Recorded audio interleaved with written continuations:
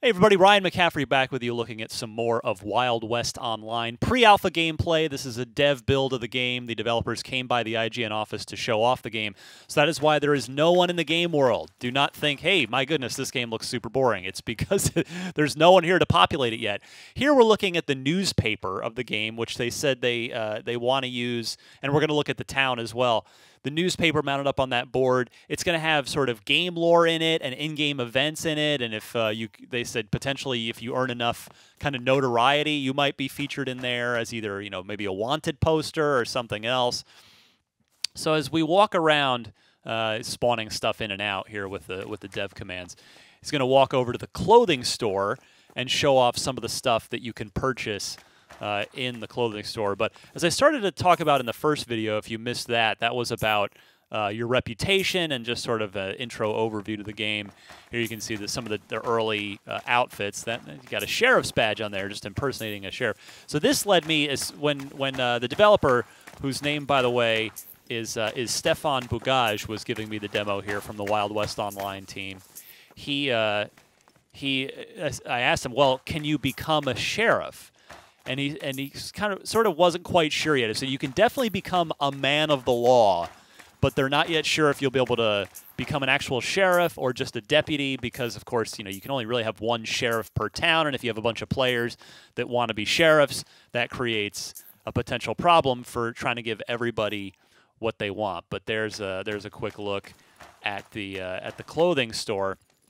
Now let's take a look at the rest of the camp. We're going to actually go over to the saloon. Not the rest of the camp, the rest of the town. So here in the saloon, my first question when he walked in, so you're buying a treasure map from this salesman, this guy in the bar, and then you'll go get some booze from the bartender as well. Now, the whiskey can heal you. It is a form of medicine, as we're about to find out, but as you would expect, you drink it, and like in some other games, there is a temporary price to pay for that. Your vision will be a bit blurry. You won't quite be yourself. You won't quite have full use of your faculties. You're gonna have to deal with. So I wouldn't recommend being in combat with a bottle of whiskey in your belly. But I asked, hey, you walked into that saloon just with your gun out.